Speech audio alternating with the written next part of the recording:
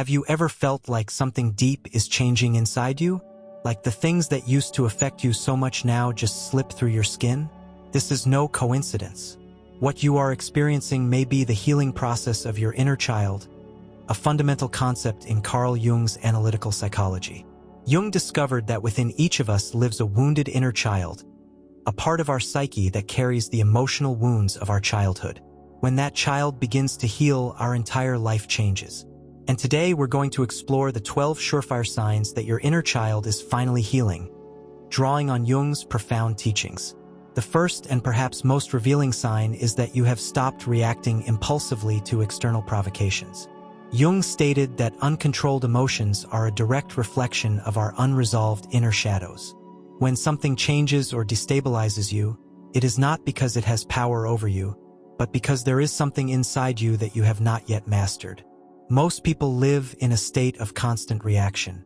They let themselves be affected by any comment, any look, any situation that doesn't turn out as they expected. And as long as you remain a reactive person, you will be easy to manipulate, easy to predict, and, above all, easy to affect. Does this sound familiar? How many times have you jumped on the defensive over a comment that touched some internal wound? How many times have you responded with anger or frustration, making it clear that they can affect you, that they have control over you? As your inner child begins to heal, you will begin to notice yourself pausing before responding. Ask yourself, does this really deserve my energy? And almost always the answer is, no. You observe, but you don't get involved. Jung spoke of the importance of observation without identification. Not everything that happens needs your participation. Sometimes the best answer is none. You learn to see situations as if you were a spectator in a movie. Practice selective indifference. It's not about being a cold or emotionless person. It's about consciously choosing what you give importance to. You can't prevent someone from trying to provoke you, but you can avoid falling into the game. The second sign that your inner child is healing is that you have learned the art of letting go. Jung spoke of detachment as a fundamental process for individuation, the path to psychic totality.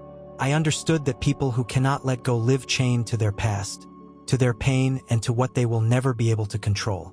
Herein lies transformative power. When you are no longer afraid of losing, you become untouchable. Ask yourself, how many times have you stayed in a place where you no longer belonged? How many times have you stayed in a relationship that drained you just because you were afraid to let go? How many times have you tried to change someone hoping that one day they would be the person you need? The truth you need to understand is this: nothing you have to beg to stay is worth it. Nothing you have to force is really yours. Everything that costs you peace is very expensive. People whose inner child is healing have learned to let go quickly. They do not stay where they are not valued. They do not insist where there is no longer respect. They are not afraid of losing, because they know that what is for them will never need to be forced. Jung said that what you deny submits you, and what you accept transforms you. Letting go is not losing. Letting go is accepting. Accept that certain people were only destined to teach you something and not to stay. Accept that some opportunities were not for you. Accept that there are cycles that must close so that you can move forward. The reason most people don't let go is because of fear. Fear of being alone. Fear of making a mistake. Fear of regretting it later. But when you face that fear, you realize it was never as big as you thought. The third sign of healing is that you have mastered the art of silence. In a world where everyone wants to be seen, heard, and validated, those who know how to remain silent and remain reserved have an incomparable advantage. Jung understood the importance of introspection and observed that the most powerful people are those who control their own narrative. They don't need to announce what they think, what they feel, or what they will do. They simply act, observe, and let the results speak for themselves. Most people have no control over their mouth or their energy. They talk too much, they explain too much, they try to justify themselves, and every unnecessary word they say is a piece of information that others can use against them. When you are a very approachable, predictable, and talkative person, you lose your attractiveness. Your value drops because others feel like they already know everything about you.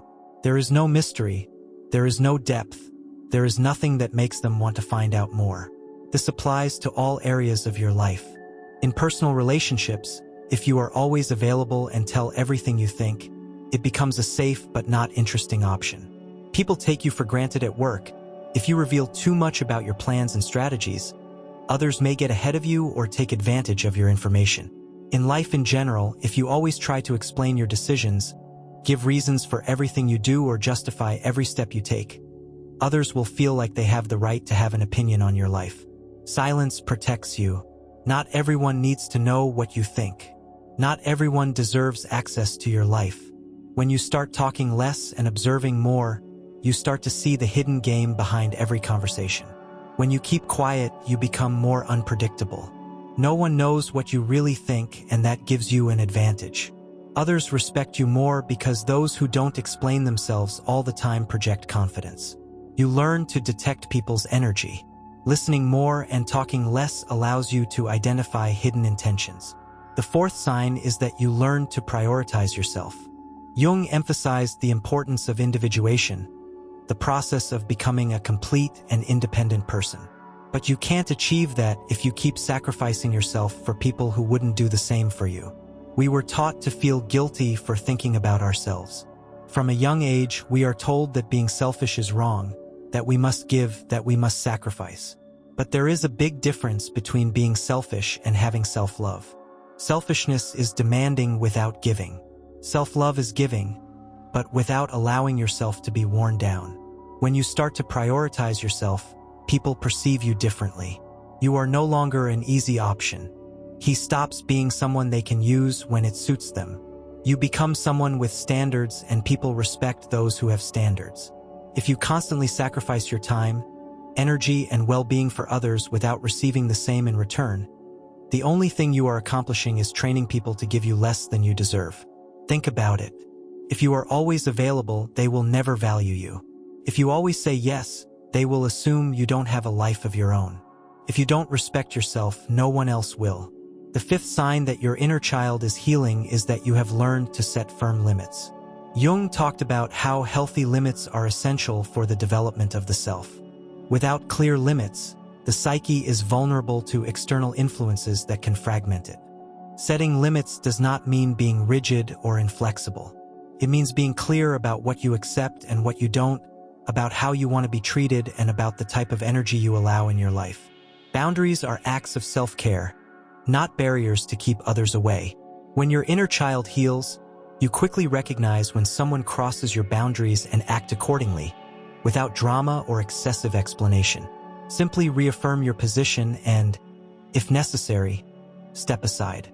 The sixth sign is that you have stopped seeking external validation.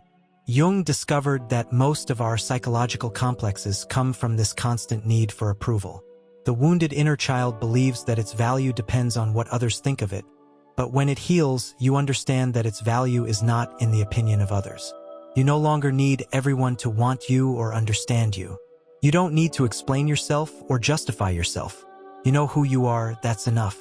You realize that the most important validation comes from within, and when you stop begging for the ordeal, paradoxically, the world begins to respect you more. The seventh sign is that you have learned to observe your emotions without being dominated by them. Jung emphasized the importance of emotional awareness. It's not about suppressing what you feel, but about understanding it on a deeper level. When your inner child heals, you don't deny your emotions, but you also don't let them control you. Observe them as if they were waves in the ocean. They come, they reach their maximum point, and then they fade away. You are not your emotions. You are the one who observes them. This distance gives you a mental clarity that few can achieve. He no longer reacts from fear, anger, or insecurity. Responds from understanding and wisdom. The eighth sign is that you have begun to integrate your shadow. The shadow, according to Jung, is that part of us that represses and denies all those aspects of our personality that we consider unacceptable.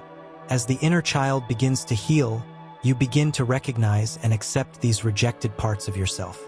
He no longer casts his shadow on others. He no longer hates in others what he cannot accept in himself. This integration process makes you more authentic, more complete. You no longer waste energy on maintaining a perfect facade. He accepts both his light and his darkness, and in this acceptance, he finds a freedom that few know about. The ninth clue is that you have started living in the present. The wounded inner child lives trapped between the past and the future, in the traumas that have already occurred or in the anxiety about what could come. Jung emphasized that true healing occurs when we learn to fully inhabit the present moment. When your inner child heals, you are no longer tormented by the past, nor paralyzed by the future. Discover the fullness of living here and now. You realize that the present is the only time that really exists, the only time where you have the power to act. And in this understanding, he finds a peace that previously seemed impossible. The 10th clue is that you have developed compassion for yourself. Jung observed that many people can be kind to others but relentlessly critical of themselves. The wounded inner child often beats itself up for not being enough. As you begin to heal, you learn to treat yourself with the same kindness you would extend to a dear friend. Recognize that you are human, that you make mistakes, that you have weaknesses, and accept yourself as you are. This self-compassion is not weakness, but strength. It allows you to fail, learn, and grow without the crushing weight of merciless self-criticism. The 11th clue is that you have started to recognize repetitive patterns in your life. Jung was a pioneer in identifying how we unconsciously repeat the same patterns until we make them conscious. When your inner child heals, you develop the ability to see these patterns. You realize that you attract the same situations, the same relationships, the same problems over and over again. But now, instead of falling into the trap of blaming others, recognize your role in these repetitions. And once a pattern becomes conscious, it loses its power over you. You can choose to act differently and create different results. The 12th and final sign that your inner child is healing is that you have begun to feel a deep sense of inner peace. Jung described this peace as the natural result of achieving greater psychic integration. You no longer feel that constant restlessness, that feeling that something is missing or that you need too much. Experience moments of genuine serenity that do not depend on external circumstances. This peace doesn't mean you never feel difficult emotions. It means you've learned to navigate emotional storms without losing your center. He discovered that his value and well-being do not depend on external factors. When you reach this level, your presence changes. He is no longer someone who begs, chases, or lets himself be dragged by what others want. He is someone who knows what he is worth and who is not afraid of losing what does not suit him. People who have reached this level have developed a presence that can be felt. It's not something you say, it's something you perceive. When you walk into a room, people can tell the difference. It doesn't need validation, it doesn't need approval. And because of that, he suddenly begins to receive more respect, admiration, and more opportunities. Jung spoke of the concept of individuation, the process of becoming a complete person without depending on the outside world. When you reach this level, the way others perceive you changes radically. Think about it. Have you ever met someone who doesn't need anything from anyone, and for some reason everyone wants to be around that person? That's because independence is attractive. When you are a self-supporting person, people stop taking you for granted. Those who previously ignored you begin to seek you out. Opportunities come without you having to force them. Your presence becomes stronger, without the need to say anything. You don't have to demonstrate anything. He doesn't seek to impress, he doesn't seek attention, but somehow he ends up standing out. Why? Because security in itself is magnetic. See the difference. Someone who seeks approval, talks too much, tries to please, wants to look good. Someone whose inner child has healed simply is present with steady energy, without the need to prove anything. When you reach this level, people start to treat you as someone worth knowing. But reaching this level is one thing, maintaining it is another. To ensure that you never return to being a person that others can manipulate, remember these 3 keys. Never put anyone above your peace. If someone makes you doubt your worth, they don't deserve a place in your life. Don't explain or justify yourself. When you make a decision, stand firm. You shouldn't convince anyone that you're doing the right thing. Surround yourself with people who also have this mindset. If you surround yourself with insecure people who depend on validation, it's only a matter of time before they drag you back into that cycle. When your inner child has completely healed, social dynamics shift in your favor. Not only does it mean that people see you differently, but that the game changes completely. People who previously ignored you now seek you out. Those who thought they could manipulate you now feel uncomfortable in your presence. Opportunities begin to arrive without you looking for them, because people detect the energy of someone who knows what they are worth. If you really want to make sure you maintain this mindset, do the following. Notice who tries to get your attention and ask yourself if they really deserve it. Every time you feel the need to explain or justify yourself, stop and remain silent. Eliminate any behavior that indicates desperation to be accepted. When it finally reaches this point, the world responds differently. People admire you, but they don't fully understand why. People start to treat you with more respect, even without you doing anything. You feel a freedom that you didn't have before, because you no longer need anything from anyone. This is the difference. When you are someone who no longer needs approval, attention, or validation, you automatically become someone people seek out. But to get here, you need to leave behind everything that ever made you dependent on the outside world. And this is what marks the difference between those who remain trapped in other people's expectations and those who have truly healed their inner child. If you've made it this far, there's something you already know. Healing your inner child is not an act of arrogance, but an act of personal power. To understand that no one has the right to control you, manipulate you, or make you feel less than you are. It's about taking charge of your own life and establishing clear limits that no one can cross. People who have reached this level no longer play by other people's rules. They no longer seek approval. They no longer ask for permission to be who they are. And that's why the world treats them differently. Because when you don't chase, you become the magnet. When he doesn't beg, he becomes the prize. When it is not explained, it becomes a mystery. And mystery always attracts. What happens when you adopt this mindset? Your presence changes. Stop being someone who can be ignored or taken for granted. Relationships that didn't add up to you disappear. Only those who truly value their energy will remain. Opportunities come by themselves because security is magnetic and people notice it. You have peace of mind because you no longer wear yourself out trying to fit in or please everyone. But this is not something that happens overnight. It's a decision you must make every day. Every time you want to react impulsively, every time you feel the need to explain yourself, every time you doubt your worth, remember, it's you who decides whether you continue to be accessible or rise above it all. My challenge to you from today onwards is to mentally repeat this statement. Heal my inner child. My energy is valuable and I protect it. I don't need anyone's approval to be who I am. Let the world know that you are no longer the same person who used to need validation or attention. He is someone who respects himself, who prioritizes himself, and who is not afraid to let go of what does not serve him. And when you do that, when you really live it, you will see how the world begins to treat you the way you always deserve to be treated. Because healing your inner child is not about moving away from the world. It is about getting closer to the best version of yourself. If this message resonates with you, let me know in the comments which of these 12 clues you're experiencing right now. Share this video with someone who needs to hear it, and subscribe for more content that will help you on your path to personal transformation. Remember, the journey to healing begins with one step.